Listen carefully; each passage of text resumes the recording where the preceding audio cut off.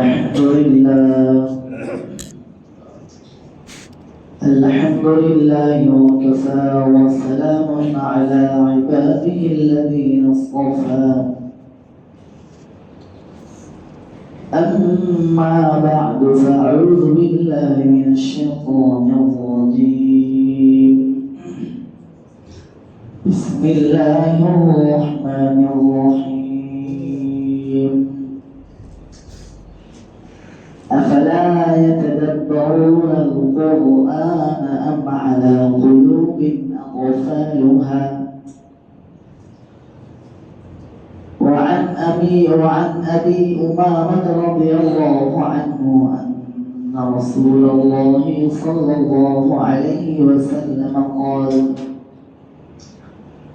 من لم يغزو أو يجهز غازيا أو يخلف غازيا في أهله بخير أصابه الله بقارعة قبل يوم القيامة أو كما قال النبي عليه الصلاة والسلام اللهم صل على محمد وعلى آل محمد كما صليت على إبراهيم وعلى آل إبراهيم إنك حميد مجيد اللهم بارك على محمد وعلى آل محمد كما باركت على إبراهيم وعلى آل إبراهيم إنك حميد مجيد سبحانك لا علم لنا إلا ما علمتنا إنك أنت العليم الحكيم اللهم انفعنا بما علمتنا وعلمنا ما ينفعنا وزدنا علما اللهم اجعل عملي كله صالحا واجعله لوجهك خالصا ولا تجعل لأحد سواك فيه شيئا الحمد لله মহান রব্বুল আলামিনের অসংখ্য অগণিত শুকরিয়া তিনি আমাদেরকে সুস্থ রেখেছেন ঈমানের হালাতে রেখেছেন অসংখ্য অগণিত নিয়ামতের মধ্যে ডুবিয়ে রেখেছেন মোবারক দিনে তার ঘরে আসার তৌফিক দান করেছেন সকলে দিল থেকে শুকরিয়া আদায় করি আলহামদুলিল্লাহ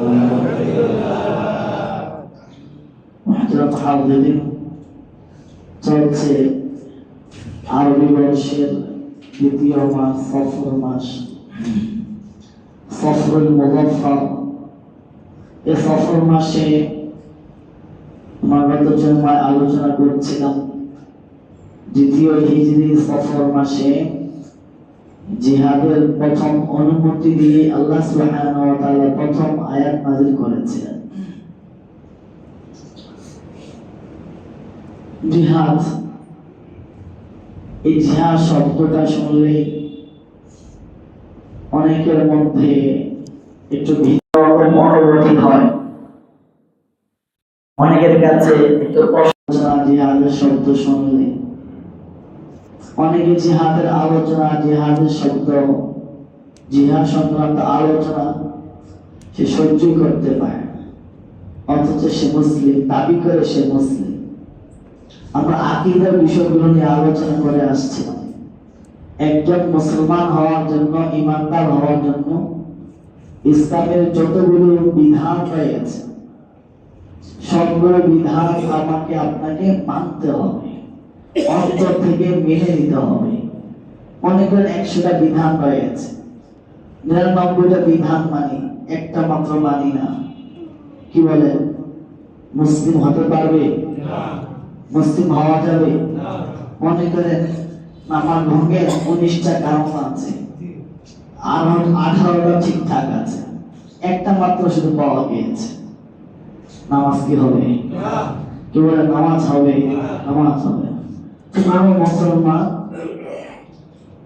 যদি সে মুসলিম দাবি করে আর ইসলামের কোন বিধানের ব্যাপারে বিন্দু পরিমাণ তার যদি জেদ কাজ করে, ঘৃণা কাজ করে, এটার ব্যাপারে তার বিরোধিতা, শত্রুতা, বিদ্বেষ কাজ করে, ওই ব্যক্তির পক্ষে মুসলিম থাকা সম্ভব না। কি বলে সম্ভব?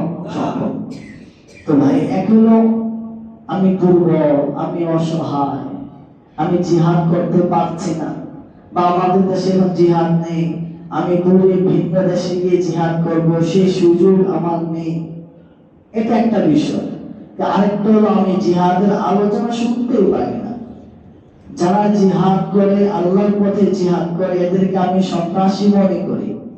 ওই কুফফারদের ভাষায় আমি কথা বলি, কুফফারদের চিন্তা চেতনা মানসিকতা আমি পরিপূর্ণভাবে লালন করি। তাহলে এই ব্যক্তির পক্ষে মুসলিম থাকা আদৌ সম্ভব আছে? বলে আদৌ সম্ভব না। তা আমার আপনার ইসলামে যতগুলো বিধান রয়েছে, সবগুলো বিধানকে দিল অন্তঃস্থল থেকে ওতপ্রোত ভাবে মেনে নিতে হবে। বিন্দু পরিমাণ কোনো বিদ্বেষ থাকা যাবে? রাখা যাবে? বলে রাখা যাবে না।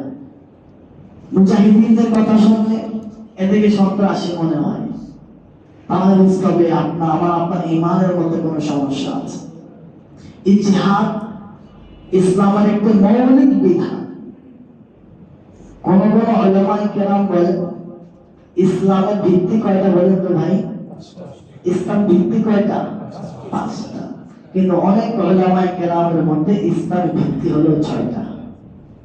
কয়টা বলে? 6টা। 6 নম্বর কোনটা? 6 নম্বর হলো জিহাদ। 6 নম্বর হলো জিহাদ। হ্যাঁ, তো এই 5টার মধ্যে অন্তর্ভুক্ত করেননি কেন? বলেন 5টা তো পুরুষ মহিলা সবার উপর সব সময়, কিন্তু জিহাদটা মহিলাদের উপরে স্বাভাবিক অবস্থায় মহিলাদের উপরে ফরজ থাকে না, এই জন্য জিহাদটাকে আলাদা রাখা হয়েছে। হাদিসের মধ্যেও নবীজি সাল্লাল্লাহু আলাইহি ওয়াসাল্লাম বলেছেন আল জিহাদু যুরওয়াতুস সানামিল ইসলাম, ইসলামের সর্বোচ্চ চূড়া বলা হয়েছে। জিহাদকে কি বলা হয়েছে বলেন তো ভাই? ইসলামের সর্বোচ্চ চূড়া। সর্বোচ্চ চূড়া মানে কি? মনে করেন ঢাকাতে একটা পাহাড় আছে, পাহাড়ের সর্বোচ্চ চূড়ায় উঠলে আপনি, তো ওখান থেকে পুরো ঢাকা দেখা যাবে। যাবে কিনা বলেন তো ভাই? ঢাকার সবচেয়ে বড় বিল্ডিং কোনটা? 32 তলা সম্ভবত, মধ্যে যেটা আছে, ওটার চূড়ায় আপনি উঠলেন, ওখান থেকে পুরো ঢাকা আপনি কভার করতে পারছেন। তো জিহাদ ইসলামের সর্বোচ্চ চূড়া মানে কি? জিহাদ যখন থাকবে, যতক্ষণ পর্যন্ত জিহাদ থাকবে, জিহাদের বিধি বিধান আল্লাহর বান্দারা মেনে চলবে, নিজে আঁকড়ে ধরবে, ইসলামের প্রত্যেকটা বিধান সুন্দরভাবে পালন করতে পারবে, ইসলামের প্রত্যেকটা বিধান সুন্দর থাকবে, এমনটা আপন জায়গায় থাকবে। যখন সর্বোচ্চ চূড়া থাকবে না, তো ইসলামের কোন বিধানই কি থাকবে না? বলেন আপন জায়গায় থাকবে না। আল্লাহর বান্দারা ইচ্ছা করলেও ইসলামের সবগুলো বিধান সে মেনে চলতে পারবে না, মানতে চাইলেও পারবে। এই হলো জিহাদ। আচ্ছা বলেন তো ভাই, এই পৃথিবী সৃষ্টি করেছেন কে? আমাকে আপনাকে সৃষ্টি করেছেন কে? আল্লাহ। এই পৃথিবীর ভারসাম্য কিভাবে বজায় থাকবে এটা সবচেয়ে বেশি ভালো জানেন কে? আল্লাহ। আমার আপনার শান্তি, আমি আপনি ইনসাফের মধ্যে সমাজ ইনসাফ প্রতিষ্ঠা হবে, ইনসাফ থাকবে, এটা সবচেয়ে বেশি যা ভালো জানেন কে? কিসের মাধ্যমে থাকবে এটা সবচেয়ে বেশি ভালো জানেন কে? আল্লাহ। জানেন নাকি পশ্চিমারা জানে? বলেন কাকে জানে? আল্লাহ জানে। কিন্তু আমার আপনি আল্লাহটা গ্রহণ করতে প্রস্তুত না, আমরা কাকটা গ্রহণ করতে প্রস্তুত? ওই পশ্চিমাদের ওই সাদা লাল কুত্তা, লাল চামড়া কুত্তাদেরটা আমরা গ্রহণ করতে প্রস্তুত। আল্লাহ তো বুঝেন কিভাবে সমাজের ভারসাম্যতা বজায় থাকবে, যারা আল্লাহকে মানে তারাও শান্তিতে থাকবে, যারা আল্লাহকে মানে না তারাও শান্তিতে থাকবে। পৃথিবীর সমস্ত, শুধু মানুষই না, সমস্ত প্রাণী জগৎ, সমস্ত প্রাণী জগৎ, সবাই পশু পাখি সবাই ইনসাফের মধ্যে শান্তিতে থাকবে, আরামে থাকবে, কোন ধরনের অন্যায় অবিচার কারো প্রতি হবে না। এটা কিসের মাধ্যমে হবে, কিসের মাধ্যমে থাকবে, এই ব্যবস্থা সম্পর্কে সবচেয়ে বেশি অবগত আছেন কে বলেন তো ভাই? আল্লাহ। এই জন্যই তো আল্লাহ তাআলা কোরআনে কারীমে আয়াত নাযিল করেছেন। আল্লাহ বলেন, লাকাদ আরসালনা রুসুলানা বিল বায়িনাত ওয়া আনজালনা মাআহুমুল কিতাব ওয়াল মিজান লিয়াকুমা আন-নাসু বিল কিসত। আল্লাহ বলেন, আমি আমার রাসূলদেরকে পাঠিয়েছি বায়িনাত দিয়ে, দলিল প্রমাণ দিয়ে, ওয়া আনজালনা মাআহুমুল কিতাব, এবং তাদের সাথে কিতাব দিয়েছি, কিতাব সংবিধান, ওয়াল মিজান, পাল্লা দাড়ি পাল্লা দিয়েছে। কেন? লিয়াকুমা আন-নাসু বিল কিসত, যাতে কি করতে পারে আমার রাসূলরা এই আমার জমিনে পৃথিবীতে ইনসাফ প্রতিষ্ঠা করতে পারে। কি প্রতিষ্ঠা করতে পারে বলেন তো ভাই? ইনসাফ। লিয়াকুমা আন-নাসু বিল কিসত, মানুষ যাতে ইনসাফ প্রতিষ্ঠা করতে পারে। এরপর আল্লাহ বলেন, দেখো ইনসাফ প্রতিষ্ঠার জন্য আমি শুধু কিতাবই নাযিল করিনি, ওয়া আনজালনাল হাদীদ ফীহি বা'সুন শাদীদ ওয়া মানাফি'ু লিন-নাস। আমি যেমন রাসূলদেরকে কিতাব নাযিল করেছি, এমনি ভাবে রাসূলদের উপরে হাদীদ, লোহাও নাযিল করেছি। সুবহানাল্লাহ। কি নাযিল করেছে বলেন তো ভাই? লোহা। ওয়া আনজালনাল হাদীদ, আমি লোহা নাযিল করেছি। আর আল্লাহ বলেন, ফীহি বা'সুন শাদীদ, এই লোহার মধ্যে রয়েছে প্রচন্ড রণশক্তি, রণশক্তি, ও মানাফি'ু লিন-নাস, এবং মানুষদের জন্য বহুবিধ উপকার। আচ্ছা, একটা কথা বলেন তো ভাই, কিতাব তো আসমান থেকে এসেছে, নাযিল আল্লাহ তাআলা করেছেন। ওয়া আনজালনাল হাদীদ, আল্লাহ বলেন আমি হাদীদ, লোহা নাযিল করেছি। লোহা কি আসমান থেকে পড়েছে? না, জমিন থেকে উঠেছে। তো উপর থেকে যেটা আসে সেটা ব্যাপারে আরবিতে ইনজাল শব্দ ব্যবহার হয়। আনজালনা, লোহা তো নিচের থেকে উঠেছে, লোহা তো আসমান থেকে নাযিল হয় নাই। তাহলে কেন আল্লাহ তাআলা লোহার ব্যাপারে আনজালনা শব্দ ব্যবহার করলেন? মুফাসসিরিনে কেরাম বলেন, লোহার গুরুত্ব বোঝাতে গিয়ে আল্লাহ তাআলা এটা বোঝাতে চান, ও আমার বান্দারা তোমরা জেনে রাখো, আমি যখন নবীদের উপরে কিতাব নাযিল করেছি, কিতাবের যেমন গুরুত্ব, তোমরা যদি এই সমাজে ইনসাফ প্রতিষ্ঠা করতে চাও তাহলে এই লোহার গুরুত্ব তেমন। শুধু কিতাব দিয়ে সমাজে ইনসাফ প্রতিষ্ঠা করতে পারবা না, কিতাবের সাথে এই লোহার ব্যবহারও লাগবে। শুধু কিতাব হবে না, শুধু লোহা এটাও হবে না। শুধু লোহা আছে কিতাব নাই, এটা সন্ত্রাসী হবে, এটা সন্ত্রাসী হবে। শুধু কিতাব, লোহা নাই, এটা দিয়ে হবে না। কিতাবও লাগবে, লোহাও লাগবে। কিতাব আর লোহার ব্যবহার যখন একসাথে হয়ে যাবে তখন এই সমাজে ইনসাফ প্রতিষ্ঠা হবে। বুঝে আসছে ভাই? এই সূরাতুল হাদীদের আয়াত ২৭ নম্বর পারা ২০ নম্বর পৃষ্ঠার প্রথম আয়াত। আপনারা মনে করেন যে আমি বানিয়ে বানিয়ে বলছি, একটু দেখে দিবেন গিয়ে যে আল্লাহ কি বলতে চান। তো এই যে জিহাদ, গত জুমাতে আল্লাহ তাআলা বলেছেন, আল্লাহ তাআলা মাজলুমদেরকে জুলুম থেকে বাঁচার জন্য এবং মসজিদ, মাদ্রাসা এগুলো রক্ষা করার জন্য কিসের বিধান দিয়েছেন? জিহাদের বিধান, অনুমতি দিয়েছেন। এরপর আল্লাহ বলেন, আমি জিহাদের অনুমতি দিলাম। তো জিহাদের অনুমতি দিলে জিহাদ করে তারা যখন ক্ষমতা পাবে, রাষ্ট্র তাদের অধীনে আসবে, তারা কি করবে? আল্লাহ বলেন, আল্লাযীনা ইম্মাক্কানাহুম ফিল আরদ আকামুস সালাহ ওয়া আতাউয যাকাহ ওয়া আমারু বিল মা'রুফ ওয়া নাহাউ আনিল মুনকার। তারা জিহাদ করবে, তারা জিহাদের মাধ্যমে যখন আমি তাদেরকে ক্ষমতা দিব, রাষ্ট্র দিব, ওই রাষ্ট্রের মধ্যে তারা নামাজি পরিবেশ, নামাজের সমাজ তারা প্রতিষ্ঠা করবে, যাকাতের সমাজ প্রতিষ্ঠা করবে। নামাজের সমাজ আর যাকাতের সমাজে পার্থক্য মানে কি?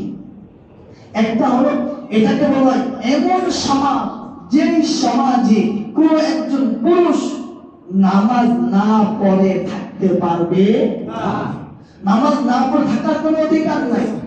পুরুষ এলাকায় থাকবে আর মসজিদে আসবে না, সে অসুস্থ না, তার কোনো এমন হতে পারবে, এমন হবে না। এমন সমাজ প্রতিষ্ঠা করবে যে সমাজে কেউ কোনো একজন ব্যক্তি তার উপরে যাকাত ফরজ হয়েছে আর সে যাকাত দিবে না, এটা কল্পনা করা যায়। ওয়া আকামুস সালাহ ওয়া আতাউজ যাকাত ওয়া আমারু বিল মারুফ। একটা হলো আমরা ভাই চলো ভাই নামাজ পড়তে চলো, নামাজ পড়তে আসেন, নামাজের দাওয়াত দেওয়া, এটা একটা ঠিক আছে, অবশ্যই সওয়াব আছে, এটা আমার দায়িত্ব, ঠিক আছে। কিন্তু মূল দায়িত্ব নামাজের সমাজ প্রতিষ্ঠা করা, যাকাতের সমাজ প্রতিষ্ঠা করা, যেই সমাজে একজন ব্যক্তিও নামাজ না পড়ে থাকতে পারবে না। কি নামাজ না পড়লে কি গুনাহ বলেন তো ভাই?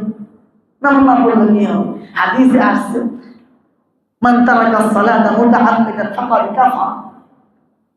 যে ব্যক্তি ইচ্ছাকৃত নামাজ ছেড়ে দিল সে কাফের হয়ে গেল। ইমাম আহমদ ইবনে হাম্বল রাহমাতুল্লাহ আলাইহি এই হাদিসের বাহ্যিক কথা বলে তিনি বলে, হ্যাঁ, যদি কোনো ব্যক্তি নামাজ ছেড়ে দেয়, ইচ্ছাকৃত নামাজ ছাড়ে, সে কাফের হয়ে যাবে, তাকে হত্যা করে দাও। ইমাম শাফি রাহিমাহুল্লাহ, ইমাম মালিক রাহিমাহুল্লাহ তারা বলেন কাফের হবে না, তবে তাকে হত্যা করে দিতে হবে। যে ইচ্ছাকৃত নামাজ ছেড়ে দিবে তাকে হত্যা করে দাও। ইমামে আযম আবু হানিফা, আমরা যে হানাফি মাযহাব মানি, আমাদের মাযহাব মতে হলো ইচ্ছাকৃত নামাজ ছেড়ে দিলে কাফের হবে না, তবে যে ইচ্ছাকৃত নামাজ ছেড়ে দিবে, নামাজ পড়বে না, তাকে গ্রেফতার করতে হবে। গ্রেফতার করলে জেলে বন্দী করতে হবে এবং ইচ্ছা মতো পিটাইতে হবে, বন্দী করে রাখতে হবে। যতদিন না সে নামাজের অভ্যস্ত হয় ততদিন পর্যন্ত তাকে জেলখানায় বন্দী করে রাখতে হবে। এই হলো কেউ যদি ইচ্ছাকৃত নামাজ ছেড়ে দেয় তার শাস্তি। কি বলেন ভাই? কি বলেন? আমাদের সমাজে কি ইচ্ছাকৃত নামাজ ছেড়ে দেয় এমন মানুষ কি আমাদের সমাজে আছে? কি বলেন আছে? যদি ইসলামের খিলাফত জিহাদের মাধ্যমে আল্লাহ বলছেন আমি তারা যখন জিহাদ করবে আমি তাদেরকে ক্ষমতা দিব, তখন তারা এমন সমাজ প্রতিষ্ঠা করবে যে সমাজে কোনো একজন ব্যক্তি নামাজ না পড়ে থাকার সাহস করতে পারবে না, চিন্তাও করতে পারবে না। একজনকে যদি মনে করেন মেরামহল এলাকা থেকে, শিবরক থেকে একজনকে যদি পিটানো হয় আর বন্দি করে রাখা হয়, আর 10 জনকে ঠিক হবে কি হবে না বলেন তো ভাই? হবে কিনা বলেন তো ভাই? তো আমারু বিল মারুফ, এবং তারা আমর বিল মারুফ করবে, অনাহু আনিল মুনকার, এবং অসৎ কাজ থেকে বাধা প্রদান করবে।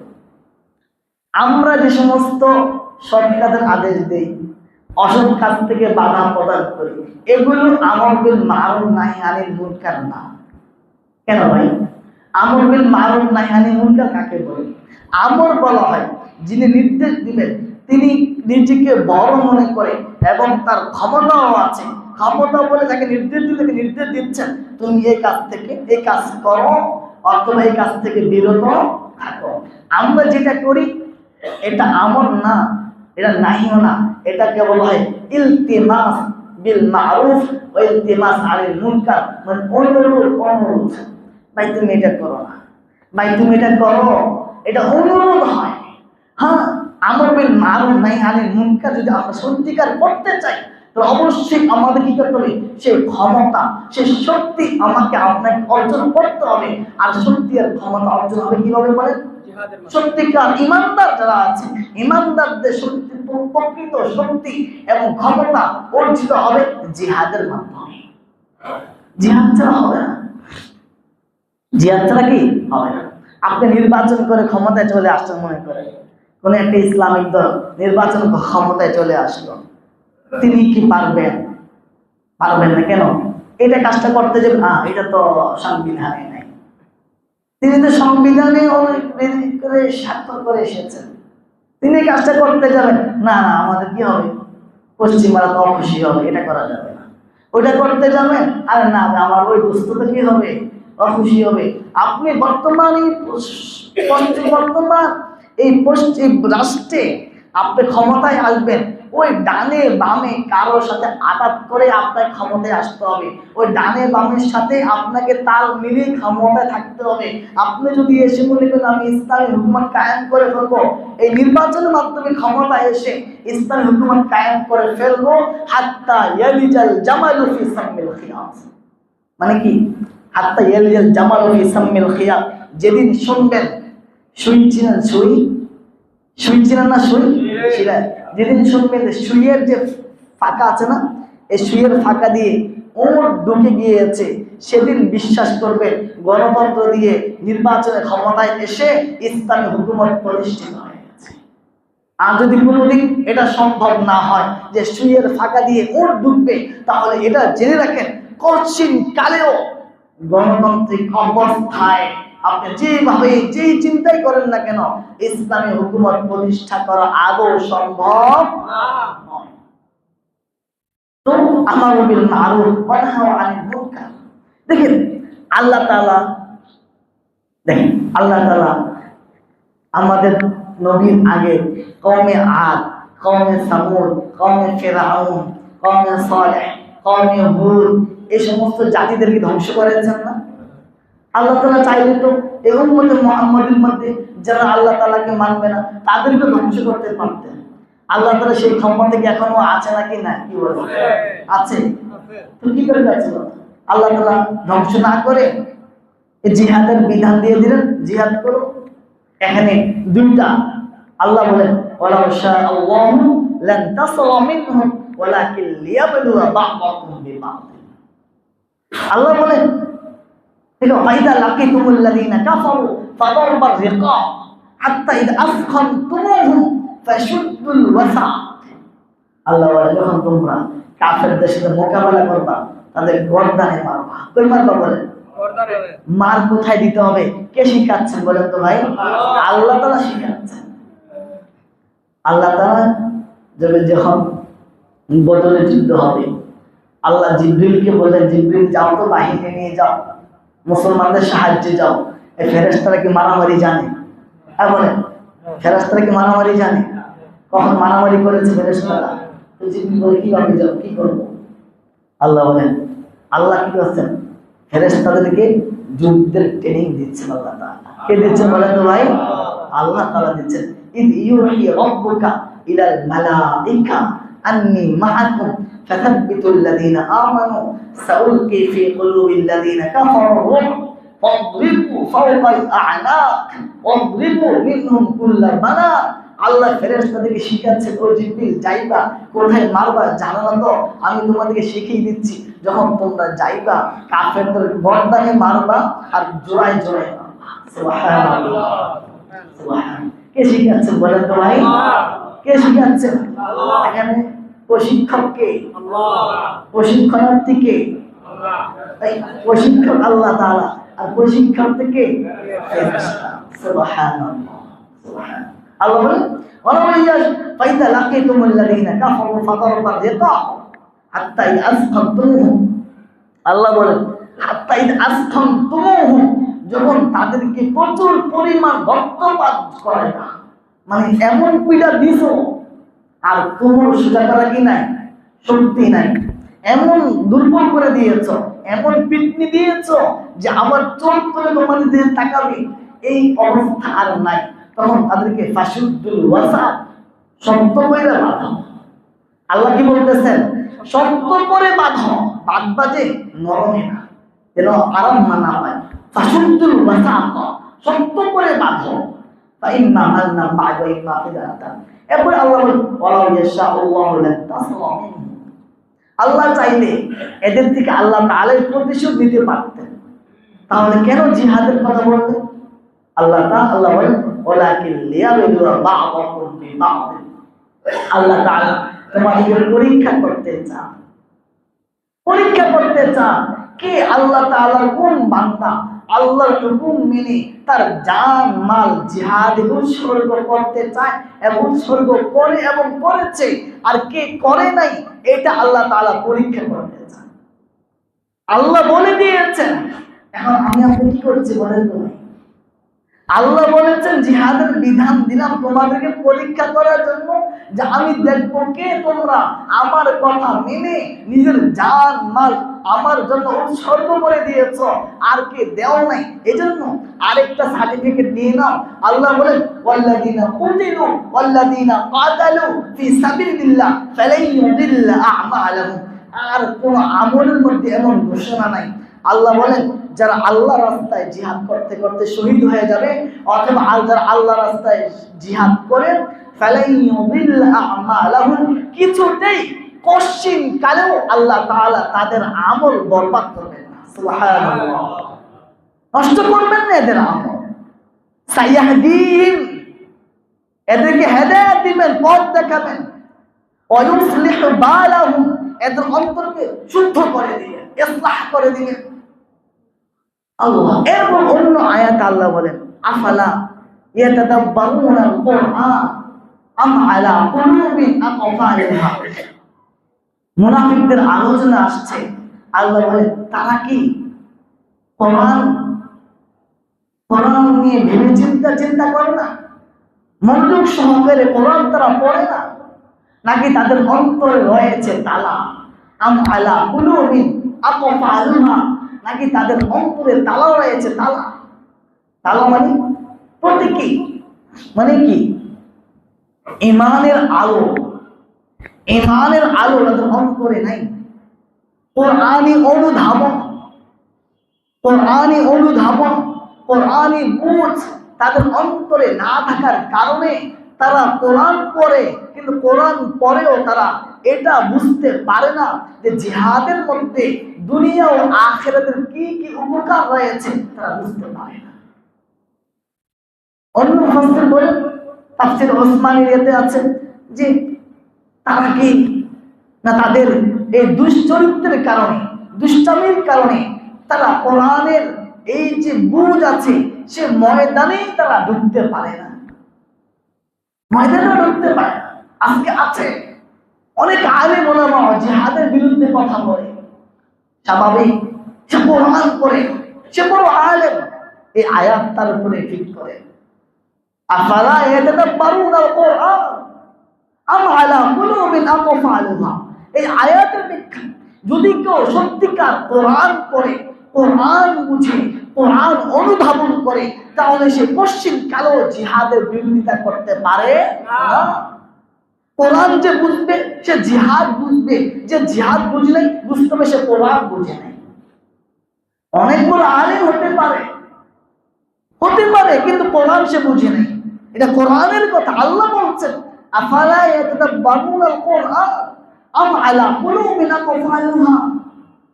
জিহাদের উপকারিতা বুঝে না, দুনিয়াবি উপকারিতাও বুঝে না, পরকালীন উপকারিতাও বুঝে না। হাদিসে নবী করিম সাল্লাল্লাহু আলাইহি ওয়াসাল্লাম তো বলে দিয়েছেন, মুনাফিকের নিফাকের চরিত্র নিয়ে মারাজে বলে দিয়েছেন, মা মাতা ওয়ালা ইয়াগযু ওয়ালা ইউহাদ্দিস বিনাফসা মাতা আলা শুবাতিন মিন নিফাক। নবীজি বলেন যে মৃত্যুবরণ করলো, যুদ্ধ করেন এবং তার অন্তরে যুদ্ধের আকাঙ্ক্ষাও ছিল না, যুদ্ধের প্রেরণাও ছিল না। নবীজি বলেন তার মৃত্যুটা নেফাকের একটা স্তরে হয়েছে। এখন আমি আপনি অন্তরে জিজ্ঞেস করি তো, আমি যুদ্ধ করেছি বা আমার অন্তরে সত্যিকার যুদ্ধের আছে কিনা? যুদ্ধের ইচ্ছা, যুদ্ধের প্রেরণা আমার আপনার মধ্যে আছে কিনা? যদি থাকে আলহামদুলিল্লাহ, আর যদি না থাকে তাহলে নবীজির ঘোষণা অনুযায়ী আমি আপনার মুনাফিক হয়ে মারা যাচ্ছি।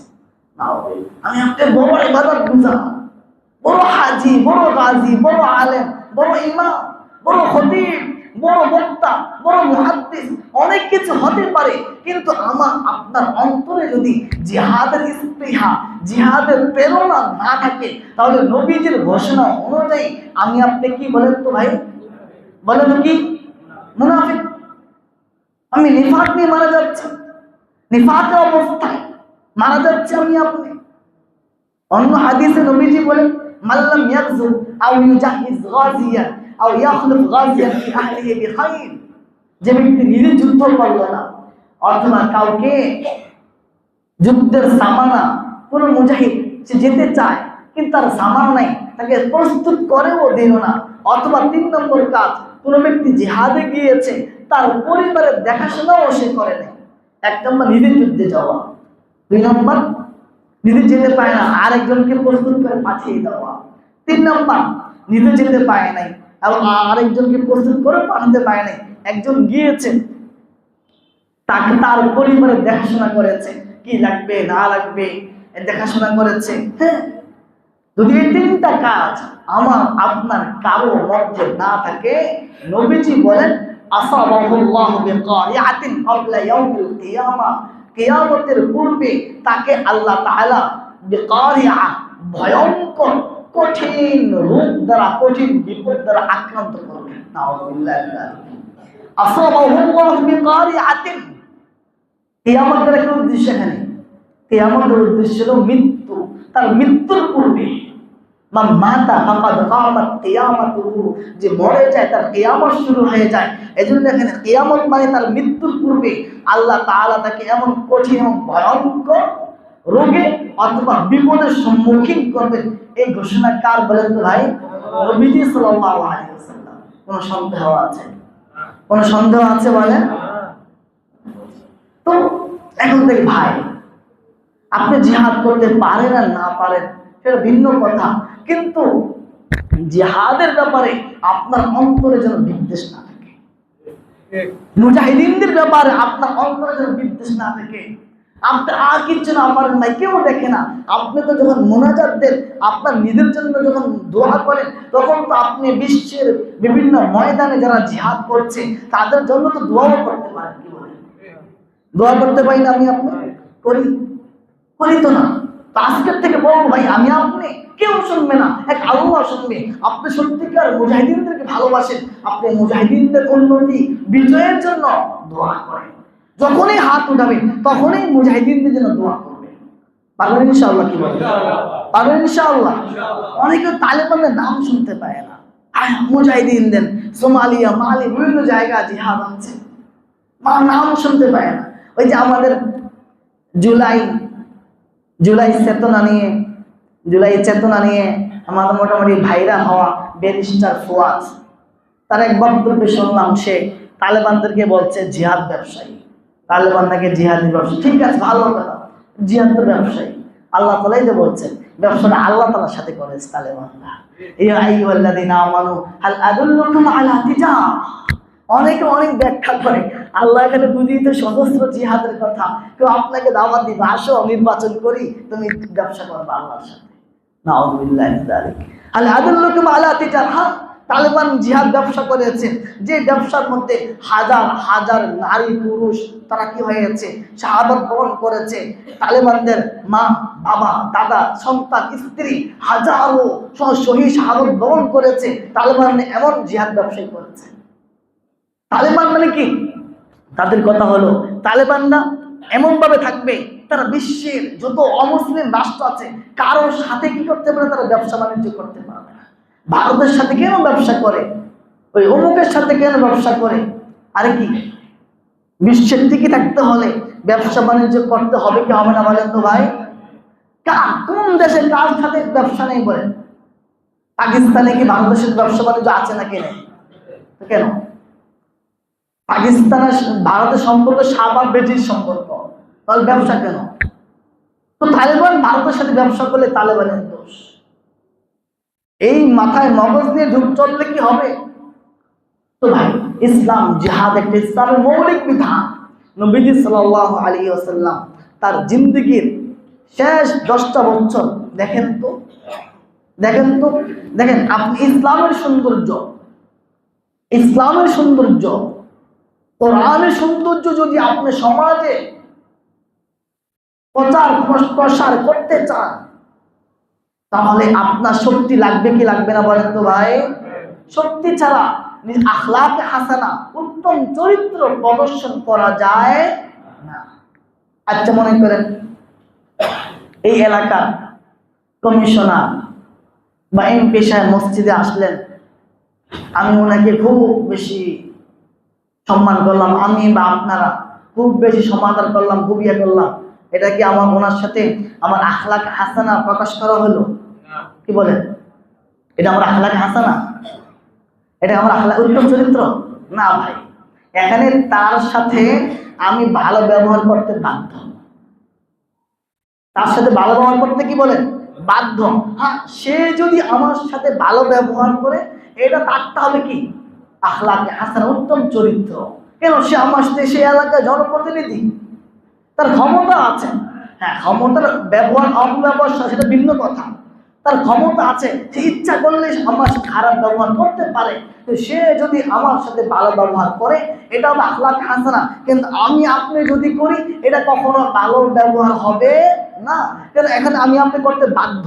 তো ইসলামের সৌন্দর্য, আখলাক হাসানা, কোরআনের চরিত্র, সুন্নাহর চরিত্র, নবীজি এবং সাহাবায়ে কেরামের চরিত্র যদি আপনি প্রকাশ করতে চান, তাহলে আপনার শক্তি লাগবে। ইসলামী সংস্কৃতি, ইসলামী সভ্যতা যদি আপনি সমাজে প্রতিষ্ঠিত করতে চান, তাহলে আপনার শক্তি লাগবে। যার শক্তি, তার সভ্যতাই প্রকাশিত হয়। যার শক্তি আছে, মানুষ তারটাই দেখে। আজকে সারা বিশ্বে পশ্চিমাদের সংস্কৃতি কেন এত সবাই গ্রহণ করে? কেন বলেন? কেন গ্রহণ করে? তাদের শক্তি আছে, তাদের অস্ত্র আছে। আর মুসলমানদেরকে বুঝিয়ে দিয়েছে অস্ত্র নেওয়া যাবে না, অস্ত্র গ্রহণ করা যাবে না, অস্ত্র গ্রহণ করে সন্ত্রাসী হবে। আর কাফেররা কি করবে? তারা একের পরে যত ধরনের মারণাস্ত্র আছে তারা বানাচ্ছে, ক্রয় করতেছে, অসুবিধা নেই। আর মুসলমান অস্ত্রের কথা বললেই সমস্যা। এটা আল্লাহ তাআলা বলে দিয়েছেন, ওয়াদাল্লাযীনা কাফারু লাউ তাগফুলুনা আন আসলিহাতিকুম ওয়া আমতিআতিকুম ফায়ামিলুনা আলাইকুম মাইলাতান ওয়াহিদা। কাফেররা চায় তোমরা যেন অস্ত্র থেকে দূরে থাকো, তোমরা যেন অস্ত্র গ্রহণ না করো। নবীজি সাল্লাল্লাহু আলাইহি ওয়াসাল্লাম যখন ইন্তেকাল করেছেন, ইন্তেকালের সময় নবীজির ঘরে নবীজির পরিত্যাজ্য সম্পত্তি, কোনো টাকা পয়সা ছিল না, দিরহাম, দিনার, কাপড় চোপড়, জায়গা জমি কিচ্ছু ছিল না। এমনকি কেউ কেউ তো বলেন নবীজির ঘরে শেষ রাত্রিতে যে এই কপি, মনে করেন বাতি জ্বালাতে হয়েছে, সে তেলটাও ধার করে আনতে হয়েছে। কিন্তু নবীজি সাল্লাল্লাহু আলাইহি সাল্লামের ইন্তেকালের সময় নবীজি সাল্লাল্লাহু আলাইহি সাল্লাম ঘরের মধ্যে নবীজির 9টা তরবারি ছিল। সুবহানাল্লাহ। কয়টা ভাই? 9টা তরবারি ছিল, হেলমেট ছিল, লৌহবর্ম ছিল, ঢাল ছিল। এগুলো গাল গল্প? গাল গল্প এগুলো বলে না ভাই। কিন্তু আমি আপনার নবী, আমি আপনি নবীর আদর্শ থেকে অনেক অনেক দূরে, অনেক দূরে আছে, কোরআন থেকে দূরে আছে। কোরআন আমাকে আপনাকে বলে আসো, অস্ত্র ধরো, সফলতা চাও, অস্ত্র ধরো, অস্ত্রের মধ্যে সফলতা। অস্ত্র এবং কোরআনকে মিলাও, তাহলে সফলতা পাবে। দুইটাকে আলাদা করে দিবা, এটা কাফেরদের ষড়যন্ত্র, কুফারদের ষড়যন্ত্র। এটা দুইটাকে পৃথক করে দেওয়া, দুইটাকে পৃথক করে দিবা, সফলতা পাইবা। সফলতা পাওয়া যাবে না। এই জন্য ভাই, আমি আপনি ইনশাল্লাহ এই জিহাদের ব্যাপারে আমাদের অন্তর বিন্দু পরিমাণ কোন বিদ্বেষ থাকবে কি বলে? থাকবে? মুজাহিদিনদের জন্য দোয়া করবো না ইনশাল্লাহ? কি বলে? মুজাহিদ নাম শুনলে কি চুলকানি শুরু হবে? কি বলেন? চুলকানি শুরু হবে। চুলকানির কি করতে হবে? চুলকানির ওষুধ দিতে হবে। ওষুধ কোনটা? কোরআন সুন্নাহকে আসতে হবে।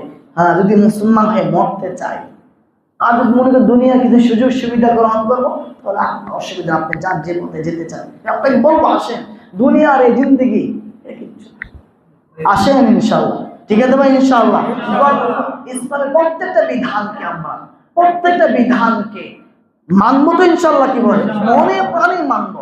কোন বিধানের প্রতি যেন আমার বিন্দু পরিমাণ কোনো ঘৃণা, কোনো বিদ্বেষ না থাকে, সেটা আমি মাঝে মধ্যে যাচাই করবো। আরে ইসলামের কোনো বিধানের ব্যাপারে আমার বিন্দু পরিমাণ কোনো বিদ্বেষ আছে কিনা, আমার ঈমানকে যাচাই করবো। একটু যাচাই করবো ভাই, মাঝে মধ্যে আমার ঈমানের খোঁজখবর নিবো। হিসাবের খাতা খুলি না ব্যবসায়ীরা? কি বলেন? খুলি না? কি অবস্থা? আমি আমার ঈমানের হিসাব নিব, ঈমানের হিসাব নিব, ঈমানটা কি অবস্থায় আছে। আল্লাহ তাআলা আমাদেরকে বোঝার তৌফিক দান করুন। একটু অবিশ্বাস করছি আপনাদের থেকে আমরা ওই যে পার্বত্য চট্টগ্রাম এবং চট্টগ্রাম